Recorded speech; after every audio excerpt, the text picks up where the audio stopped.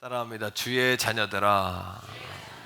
오늘은 이렇게 마더스 데이입니다. 어머니의 날인데 1910년 미국에서 안나 자비스라는 여인이 엄마 살아계실 때 불효를 많이 한 것 같아요.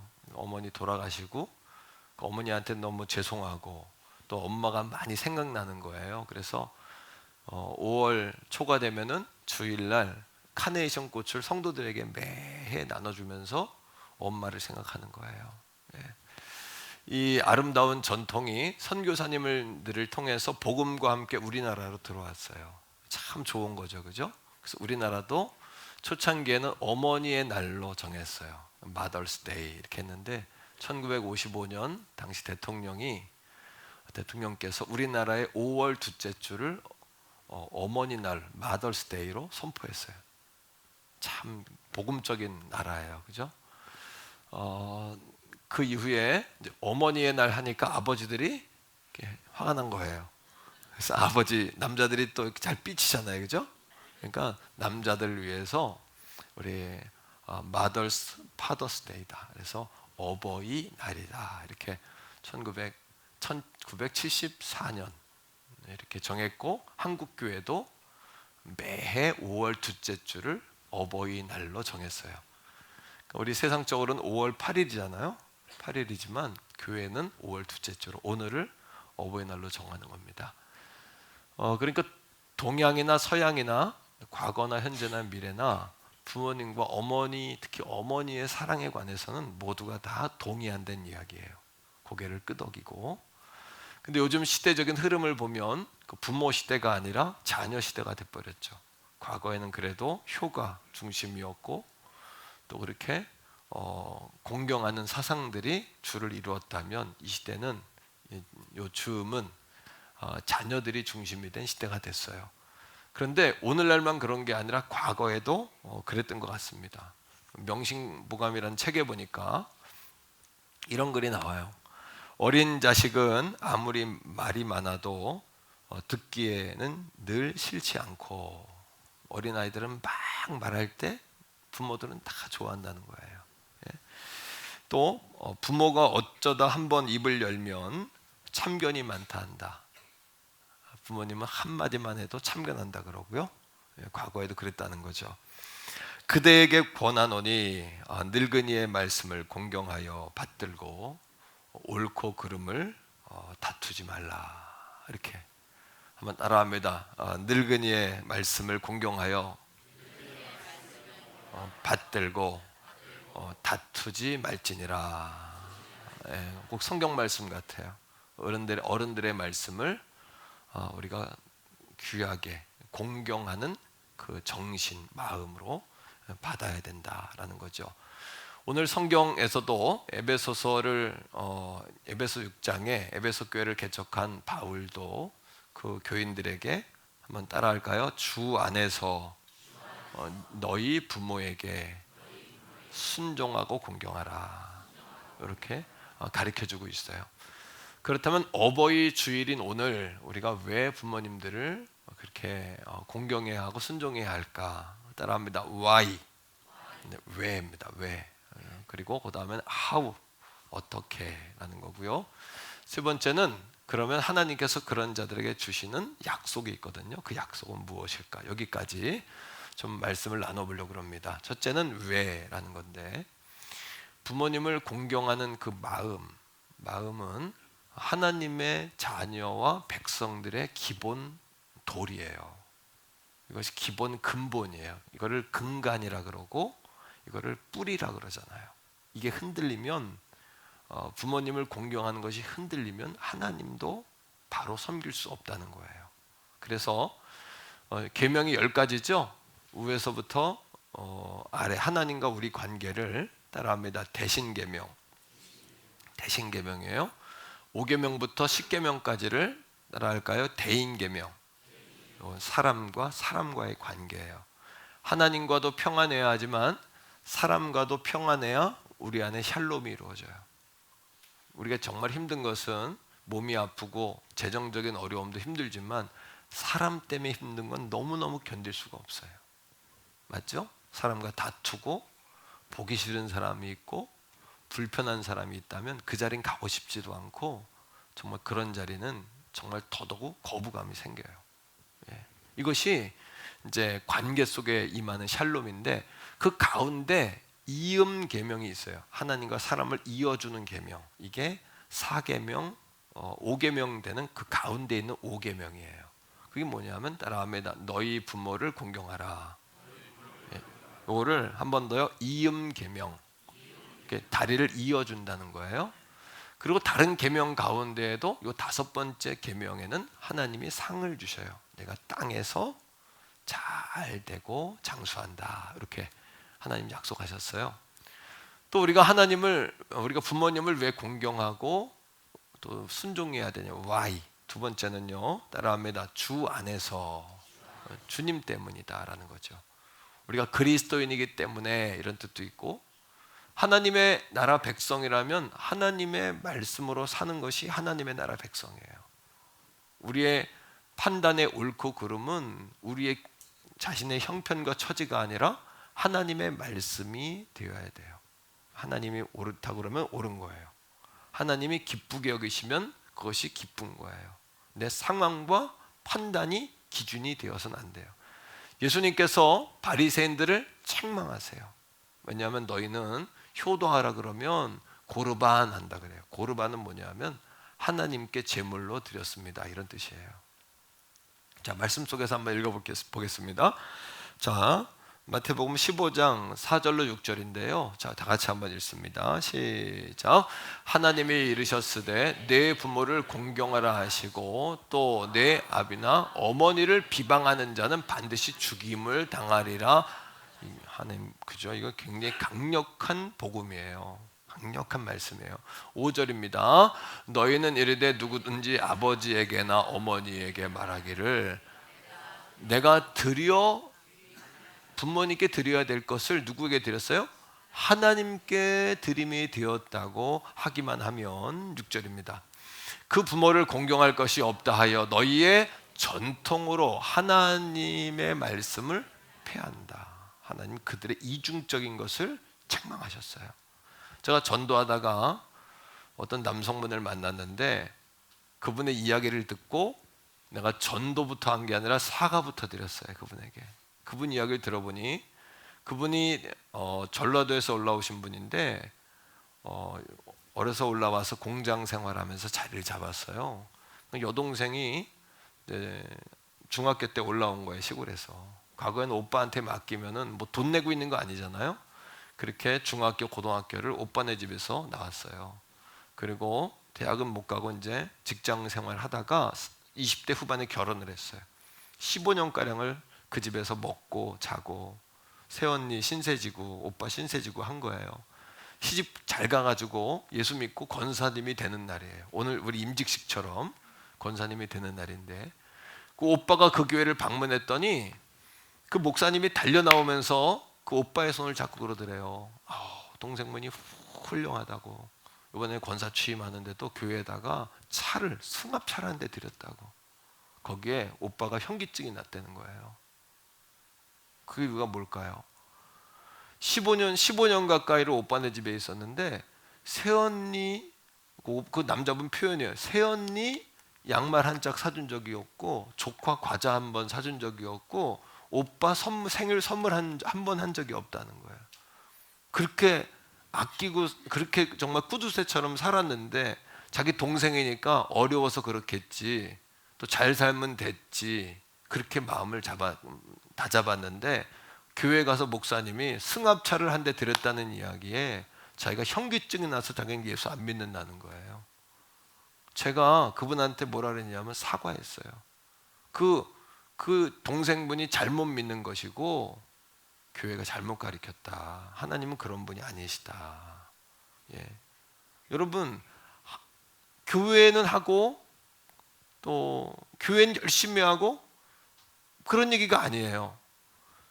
하나님 앞에 드리는 만큼 부모님이나 형제들에게도 사랑과 여러분 은혜를 흘려보내야 되는 거예요. 믿습니까, 여러분? 이것이 안 되면 하나님 영광을 가리는 거예요. 그거는 잘 믿는 게 아니에요. 따라합니다. 먹든지 마시든지 무엇을 하든지 무엇을 위해 하라? 하나님의 영광을 위해 하셔야 돼요.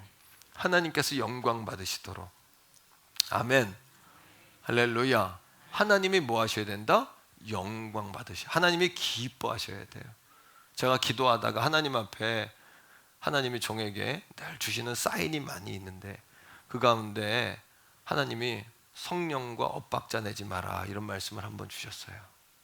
한번 따라 해봐요. 성령과 엇박자 내지 마라. 왜? 성령과 박자를 같이 하면 우리가 뭐와 같냐면 흐르는 물과 같아. 우리 인생이 이 흐르는 물과 같은 현상을 뭐라 그러냐면 형통이라 그러거든요. 열리는 거예요. 자꾸 삶이 열리는데 성령과 엇박자를 내면 나는 열심히 하지만 앞으로 나가지지가 않아요. 이게 자꾸 제자리 걸음이 되고 자꾸 그냥 답답해지고 오그라들어요. 자꾸 위축이 되고 주눅이 들어요. 따라합니다. 성령과 엇박자 내지 마라. 성령과 엇박자 내시면 안 돼요. 그 권사님 되는 분은 성령과 엇박자 내신 거예요. 물론 하나님께 드린 마음이 거짓됐다고 저는 여기지 않아요. 그분이 진실함으로 하나님께 했다고 저는 믿어요. 하지만 그러기 위해서는 오빠나 새언니나 조카들에게도 잘했어야 돼요. 10분의 1만큼은 했어야 돼요. 그 마음을 정확하게 표현했어야 돼요. 옳습니까? 아멘이세요? 예수님도 12살 되던 해에 예루살렘에 유월절을 지키러 가셨어요. 돌아오실 때 부모님과 헤어져서 길을 잃어요. 길을 잃은 줄 알고 요셉과 마리아 어머니 아버지가 놀래가지고 예수님을 찾아요. 3일 만에 찾으니까 성전에 예수님이 계셔요. 성전에서 뭐하고 있냐면 바리새인 서기관들과 토론을 벌이실 정도로 예수님 영민하셨어요. 탁월하셨어요. 그때 마리아가 예수님을 보고 놀라며 이르되 어찌하여 라고 이야기합니다. 따라합니다. 어찌하여. 이거는 요즘 이야기대로 이야기하면 남자 그 아이들이 말 안 들을 때 엄마들이 어떻게 해요? 등짝을 근데 스매싱하죠. 등짝 스매싱 한번 한 거야. 예수님이 예수님한테 어찌하여 이건 어찌하여 화낸 거거든요. 분노한 거거든요. 그때 예수님이 어머니에게 뭐라 그러냐면 어머니 내가 아버지의 집에 있어야 할 것을 알지 못하셨습니까? 근데 아버지 요셉은 흐트러들어요. 허투루 들어요 이걸요. 어머니 마리아는 그거를 마음에 두는 거예요. 다 기억하는 거예요. 왜? 자기가 동정녀였는데 처녀였는데 성령으로 잉태해서 아들을 낳잖아요. 그것이 깨달아진 거예요. 말씀을 한 절 읽읍시다. 누가복음 2장 51절. 그러나 예수님께서 나사렛으로 부모님과 돌아가요. 육신의 부모와. 그리고 어떻게 했나 보세요. 시작. 예수께서 함께 내려가사 나사렛에 이르러 순종하여 받으시더라. 따라합니다. 순종하여 받으시더라. 따라합니다. 예수님이시라면 어떻게 하셨을까? 한 번 더요. 예수님이시라면 여러분 우리가 부모님을 순종하고 부모님께 공경해야 되는 이유는 하나님의 백성으로서의 도리이지만 예수님도 우리에게 그렇게 삶의 기준을 보여주신 거예요. 세 번째는 이것이 성령 충만의 증거예요. 부모님과 평안하고 부모님을 잘 모시는 것이. 여러분 에베소 5장 18절 말씀에 술 취하지 말라 이는 방탕한 것이니 오직 성령의 충만을 받으라 라고 이야기합니다. 성령의 충만을 받으라. 그리고 그 이후에 아래로 성령 충만의 조건들이 쭉 나오는데 20절 21절에는 시와 찬미로 하나님을 노래하고 범사에 하나님께 감사하라. 그 다음 아내와 남편들과의 관계. 남편은 머리처럼 여기고 아내들을 주님이 교회를 위해 자신을 주신 것 같이 사랑하라. 이렇게 이야기한단 말이에요.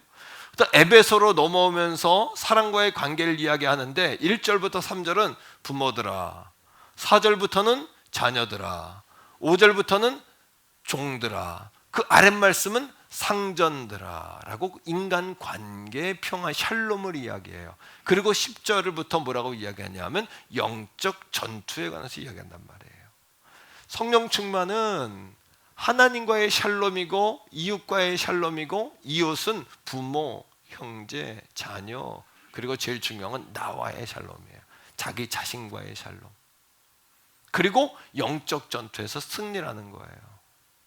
오늘 태교원 성결교회 사랑하는 성도 여러분, 여러분들이 그러한 효의 마음을 가질 때, 이것이 여러분들의 근간을 이룰 때, 뿌리가 될 때 성령께서 우리 가운데 활성화되실 줄로 믿습니다. 여러분, 성령께서 활성화되시는 거예요.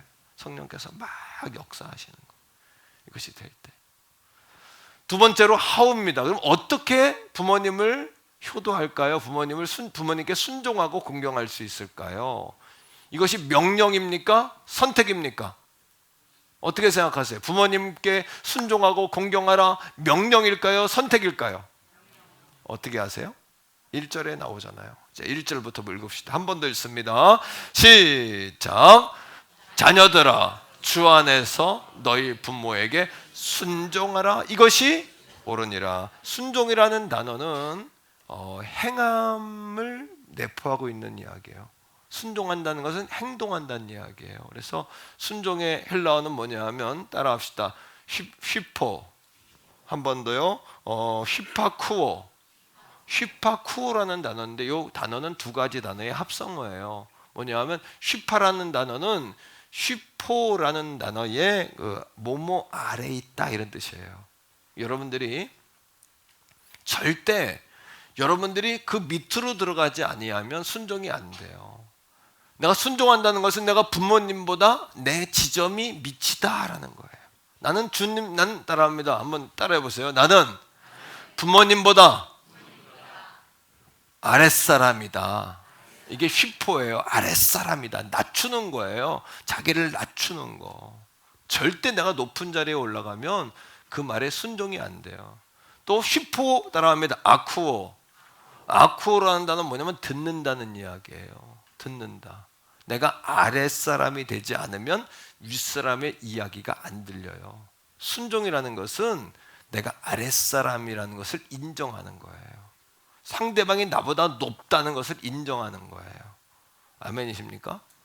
요즘에 보니까 바뀌었더라고요. 어제도 이렇게 영상을, 제가 설교 영상을 하나 듣다가 이렇게 잘못해가지고 다른 영상이 하나 떴는데, 할아버지와 손녀라는 영상이야. 할아버지와 손녀. 2살 조금 넘어서 말을 이제 겨우 배운 손녀가 할아버지를 막 야단치니까 할아버지가 막 좋아해. 뭐 야단치니까 좋아하는 건 처음 봤어요. 어떻게 이렇게 할아버지들이 그럴까? 막 기절해, 막 경련을 하면서 할아버지가 너무 좋아가지고. 예. 또 손녀가, 여러분, 막 할아버지가 들어오는 그 번호 누르는 소리 띡띡띡띡 들리니까 또 할아버지가 오는 걸 알아, 아이들이. 그러니까 막 달려가가지고 앞에 서가지고 할아버지 오셨어요. 그러니까 할아버지는 더 절을 하더만. 예. 물론 너무 사랑하니까 그렇지만, 사랑하는 성도 여러분, 내가 부모님보다 아랫사람이다라는 걸 기억하셔야 돼요. 이게 순종이에요. 이게 순종이에요. 이게 공경하는 마음이에요. 두 번째, 공경은 마음가짐이에요. 마음가짐. 내가 어떤 마음을 가지고 있느냐, 마음의 상태인데, 따라합니다. 티마오. 티마오라는 단어는 굉장한 가치를 가지고 있는 대상에 대해서 부드럽고 친밀한 반응을 하는 거예요. 여러분, 내가 내 마음에 그 공경하는 마음, 그러니까 신앙의 중심은, 이 티마오라는 단어는 하나님을 경외한다라는 단어를 쓸 때도 티마오라는 단어를 쓰거든요. 그 부모님을 대할 때 하나님을 대하듯이 대해야 하는 거예요. 그러니까 부모님을 경외하고 안식일을 지키라, 이렇게 성경은 이야기하는데, 하나님을 대하는 마음으로 부모님을 대하는 거예요. 그러니까 우리 태교원 성결교회 사랑하는 성도님들을, 우리 교회는 효가 뿌리가 되는 교회가 되기를 간절히 축복합니다. 우리 교회의 공경, 하나님을 공경하고 부모님을 공경하는 마음이 우리 교회의 근간을 이룰 수 있기를 주의 이름으로 간곡히 축복합니다. 예수님도 요한복음 19장에 보니까 십자가에 달리셨을 때 그 밑에 있는 어머니, 울고 있는 어머니 마리아를 향해서 여자여 보소서 아들입니다, 이렇게 이야기하거든요. 여자여라는 단어는 같이요, 구나이, 그 나이는 고대어인데 존귀한 여인이요. 극존칭이에요. 극존칭. 예수님도 어머니를 대할 때 극존칭. 그 사람도 이 시대는 똑똑한 사람, 많이 배운 사람이 없어서가 문제가 되는 게 아니에요. 사람 같은 사람이 없는 게 문제예요. 사람을 뽑고 싶어도 직장이나 회사에서 똑똑한 아이들이 없는 게 아니라 쓸만한 아이들이 없는 거예요. 이 차이가 뭘까요? 어려서부터 우리 자녀들이 마음에 하나님을 공경하는 마음을 갖고 어른들을 공경하는 마음을 담고 사는 아이들은 달라요. 그 아이들은 달라요. 아이들한테 야 어른들 보면 인사해. 그것이 공경하는 마음이 마음의 근간이 되지 않은 사람들은 도저히 안 돼요. 이게 잠깐은 하지만 근본이 안 되니까. 그러니까 제가 교육부서에서도 우리 자녀들에게, 손주들에게 하나님을 경외하고 어른들을 공경하는 마음을 심어주는 우리 교회 성도들이 되시기를 축복합니다. 아멘. 아멘. 아멘이에요, 여러분. 예를 들면 이런 거예요. 요즘에 이제 미국에서 들어온 목사님들이 많아요. 우리 젊은 목사님들 중에도. 근데 앞에 하늘과 같은 선배 목사님이 있어 다리 다 꼬고 앉거든요. 그래서 내가 그러죠. 불러가지고 어른들 앞에서는 그건 이제 아메리칸 스타일이고 우리 스타일은 다리 꼬면 안 된다. 어른들 앞에서는 다리 꼬고 그런 거 아니다. 근데 요즘 자녀들도 아버지 앞에서 어머니 앞에 다리 다 그냥 편하게 꼬잖아요. 그죠? 저도 다리를 꽈보니까 편하긴 하더라고요. 예배 시간에 다리 꼬고 싶은 유혹이 많아. 왜냐하면 이게 다리가 아프고 그러니까 꼬고 있으면 편해 사실은. 이해해요. 이해하는데 공경하는 마음이 있는 사람은 그렇게 못해요. 마음에 경외하는 마음과 공경하는 마음을 가지고 사는 사람은 못해. 예를 들어서 어떤 아이들 보면 안녕하세요 장로님 안녕하세요 이렇게 인사해. 어떤 애들 보면 목사님 안녕하십니까. 그 애들 보면 마음에 공경하는 마음이, 공경이라는 마음이 있어서 그래요. 근데 어떤 아이들은 시켜도 안 돼. 인사도 안 되고 어른들 봐도 안 돼. 그 마음에 공경하는 마음이 인간의 기본 도리고 공경하는 마음이 뼛속 깊이 새겨져야 돼요. 우리 자녀들이 어려서부터 부모님 아래에 있다는 걸 가르쳐 주셔야 돼요. 부모님 아래 일단 순종을 가르쳐 주셔야 되고 공경, 어른을 존경할 수 있는 마음을 가르쳐 주셔야 돼요. 그런 아이들은 인생에 뭐가 많아요? 열매가 많은 거예요. 잘하면 열매가. 뿌리가 없는데 어떻게 열매가 납니까? 뿌리가 없으니까 바람에 나는 겨와 같이 화려하긴 하지만 인생의 중요한 열매들을 맺을 수가 없는 거죠. 우리 자녀들을 공경하는 자녀로 키워낼 수 있기를 주의 이름으로 축복합니다. 아마 학교에서나 직장에서 이런 이야기를 상사나 선생님들이 하죠. 아마 직장에서 이런 얘기를 하면 아마 저한테 그럴 거예요. 뭐라고 그럴까요? 라떼를 넘어서 꼰대라 그럴 거예요. 근데 꼰대는 이거는 거룩하지 못한 이거는 아주 버려야 될 용어예요. 하나님의 말씀도 꼰대예요. 큰일 나는 거예요. 그 꼰대라는 프레임을 가지고서 여러분 자녀들이 부모님 말씀을 꼰대래, 선생님들의 말씀을 꼰대라는 프레임으로 막 묶어버리면 이건 악한 용어예요. 악한 용어. 이거는 꼰대, 교회니까 가르치는 거예요. 목사님이니까 가르칠 수 있고 교회니까 가르칠 수, 이거는 누구도 못 가르쳐. 이 시대에는 학교에서도 이런 건 잘 못 가르칠걸요. 아이들한테 막 자신에게 이런 건 막 말하지 못할 수도 있어요. 하지만 어떻게 해요? 교회는 가르쳐야 된다. 이게 성경의 정신이다. 성경의 원리다. 이것이 하나님께 복받는 이것이 통로가 되어진다. 그러니까 가르쳐야 되는 거예요. 예수님이 십자가에 달려서 죽는 순간에도 여자여 보소서 아들입니다.